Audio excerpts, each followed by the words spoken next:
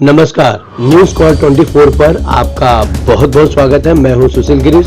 आज हम ओपिनियन भारत में जानेंगे लव जिहाद नहीं वोट जिहाद। जी हाँ, वोट जिहाद और फिर उसका बचाव। बीजेपी को बैठे बैठे आसान मौके क्यों दे रहा है विपक्ष, समझते हैं। कर्नाटक की कांग्रेस सरकार की तरफ से दिए जा रहे मुस्लिम आरक्षण के मुद्दे को बीजेपी और प्रधानमंत्री नरेंद्र मोदी दोनों हाथों से पहले ही लपक चुके हैं। अब मुस्लिम वोटों के तुष्टीकरण की दूसरी किस्त सलमान खुर्शीद की भतीजी और सपा नेता मारिया आलम के वोट जिहाद वाले बयान के जरिए पेश कर दी गई है।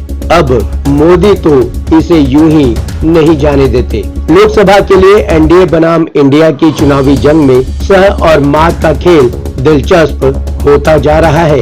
बीजेपी और कांग्रेस दोनों को हर वक्त एक दूसरे की कमजोर नस पर वार करने का इंतजार रहता है और ऐसे मौके आसानी से मिल भी जाते हैं। तमिलनाडु से सनातन विवाद और बिहार से मोदी परिवार विवाद के बाद अब यूपी से वोट जिहाद की अपील भी विवाद खड़ा कर चुकी है और पहले से ही घात लगाकर बैठे बीजेपी रणनीतिकारों के लिए ये शानदार मौका मुहैया करा रहा है। अभी कांग्रेस की तरफ से जेडीएस सांसद प्रज्वल रेवन्ना के वीडियो पर बीजेपी को साथ देने की कोशिश चल ही रही होती है कि तभी मारिया आलम वोट जिहाद की अपील विपक्ष के हमले में स्पीड ब्रेकर बन जाती है। भला बीजेपी को और क्या चाहिए। हाल ही में फारुखाबाद में चुनाव प्रचार के दौरान मारिया आलम ने इलाके के लोगों से वोट जिहाद की अपील कर डाली। अभी तीर कमान से छूटी नहीं कि बीजेपी और प्रधानमंत्री नरेंद्र मोदी ने मुद्दा लपक लिया और चुनावी रैलियों में कांग्रेस सहित पूरे विपक्ष को घेरने लगी। अब इससे मजेदार बात क्या होगी कि बीजेपी पर सांप्रदायिकता फैलाने का इल्जाम लगाने वाला विपक्ष अब वोट जिहाद की वकालत करने लगा है। ऐसे मामलों में बीजेपी को भला इससे बढ़िया ग्रीन कॉरिडोर कहां मिलेगा। क्या है वोट जिहाद की अपील, इसे समझते हैं। मारिया आलम की पहली पहचान कांग्रेस नेता सलमान खुर्शीद की भतीजी के रूप में सामने आई है, लेकिन वो समाजवादी पार्टी की नेता हैं और उनके जिस बयान पर विवाद खड़ा हुआ है वो समाजवादी पार्टी के उम्मीदवार के प्रचार के उनके भाषण में सुना गया है। मारिया आलम फर्रुखाबाद लोकसभा सीट पर समाजवादी पार्टी का चुनाव प्रचार करने पहुंची थी। समाजवादी पार्टी के उम्मीदवार नवल किशोर साक्य के लिए वोट मांगते हुए मारिया आलम का कहना था, संघीय सरकार को हटाने के लिए बहुत अक्लमंदी के साथ एकजुट होकर बहुत खामोशी से वोटों का जिहाद करो, क्योंकि हम सिर्फ वोटों का जिहाद कर सकते हैं।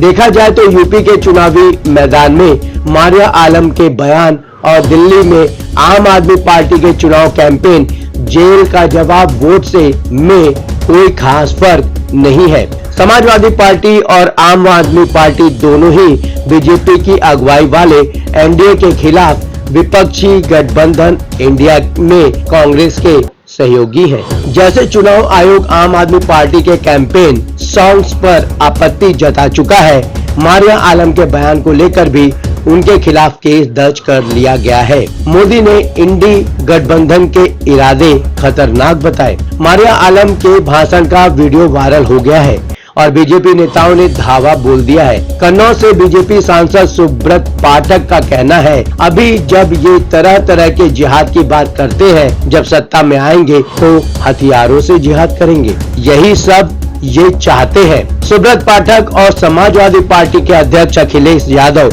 एक दूसरे को यूपी की कन्नौज सीट पर चुनौती दे रहे हैं। बीजेपी नेता विनोद तावड़े कह रहे हैं कि झूठ फैलाने वाले विपक्षी दलों ने अब वोट जिहाद अभियान शुरू कर दिया है, जिससे मालूम पड़ता है कि वे हताश और निराश हैं। विनोद तावड़े का कहना है कि एक तरफ विपक्ष के नेता ओवैसी का आरक्षण मुसलमानों को दे रहे हैं, दूसरी तरफ से वे चुनाव के दौरान वोट जिहाद की बात कर रहे हैं। विनोद तावड़े ने पूछा है, क्या ये अभियान कांग्रेस अध्यक्ष मल्लिकार्जुन खड़गे और राहुल गांधी के निर्देश पर शुरू किया गया है? प्रधानमंत्री नरेंद्र मोदी के विपक्ष खासकर कांग्रेस को घेरने का अलग ही तरीका अपनाया है। मोदी इस बात पर हैरानी जता रहे हैं कि ये बात भी मदरसे में पढ़े किसी बच्चे ने नहीं कहा है, बल्कि काफी पढ़े लिखे परिवार के बीच से ये बात निकल कर आई है। एक रैली में प्रधानमंत्री मोदी कहते हैं, साथियों, ईडी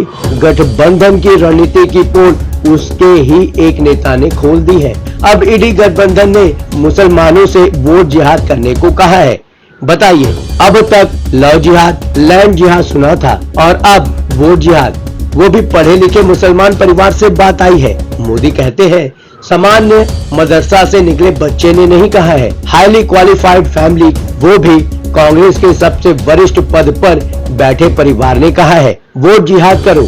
आप जानते हैं ना कि वोट जिहाद का मतलब क्या होता है? जिहाद किसके खिलाफ किया जाता है? ईडी गठबंधन का साफ कहना है कि सारे मुसलमानों को एक होकर वोट देना चाहिए। प्रधानमंत्री मोदी का कहना है, ईडी गठबंधन ने लोकतंत्र के उत्सव में वोट जिहाद की बात करके लोकतंत्र का अपमान किया है, संविधान का भी अपमान किया है और कांग्रेस के किसी भी नेता ने अभी तक इसका विरोध नहीं किया है। इस तरह एक तरफ ईडी गठबंधन SC, ST, OBC को बांटने में जुटा है और दूसरी तरफ वोट जिहाद का नारा लगा रहा है।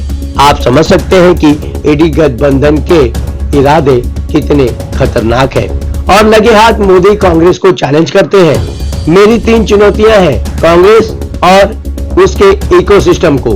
कांग्रेस लिखकर दे कि वो संविधान बदलकर ST, SC और OBC के आरक्षण को धर्म के आधार पर मुसलमानों को नहीं देगी। कांग्रेस लिखकर देश को गारंटी दे कि वो SC, ST, OBC के आरक्षण में सेंधमारी नहीं करेगी। उसकी जहां जहां सरकारें हैं वहां OBC का कोटा काटकर बैकडोर से मुसलमानों को आरक्षण नहीं देगी। क्या वो लिखकर दे सकती है?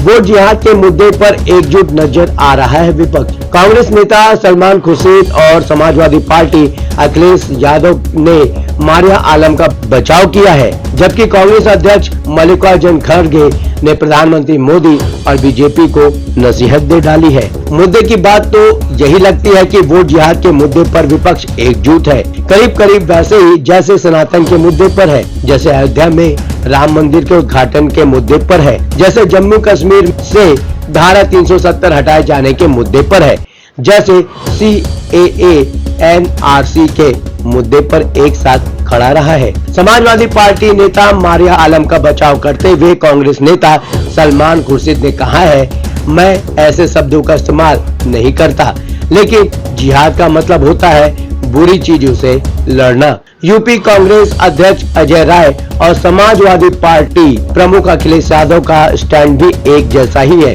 अखिलेश यादव का कहना है, कई बार हम ज्यादा वोटिंग के लिए कहना चाहते हैं तो हार्ड शब्द यूज हो जाते हैं, उनका मतलब वो नहीं रहा होगा जो समझा जा रहा है। और तभी PDA का नया फुल फॉर्म बताते हुए बीजेपी प्रवक्ता अखिलेश यादव पर हमला बोल देते हैं। अब तो साफ हो गया है कि उनके PDA का मतलब प्रहार धर्म और आस्था पर है।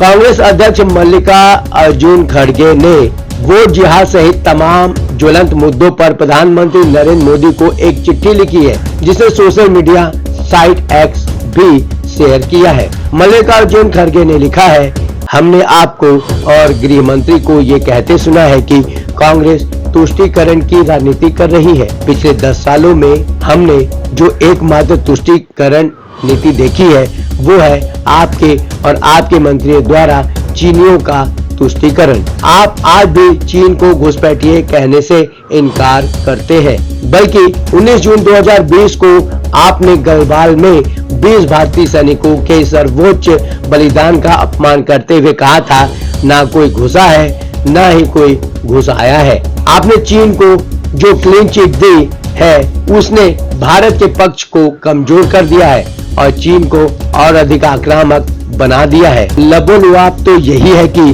बीजेपी को इंडिया गठबंधन की तरफ से वोट जिहाद के रूप में मारक हथियार गिफ्ट किया गया है और बीजेपी इसे लेकर कहर बनकर टूट पड़ी है। तो आपको क्या लगता है, बीजेपी ने विपक्ष को वोट जिहाद पर घेरा, क्या गलत किया?